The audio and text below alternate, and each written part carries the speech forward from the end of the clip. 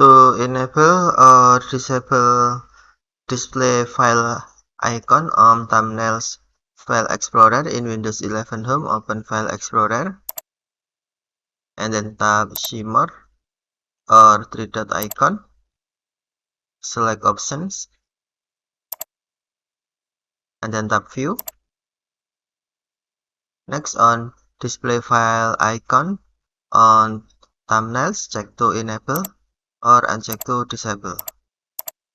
Check to enable or uncheck to disable and then tap apply or OK.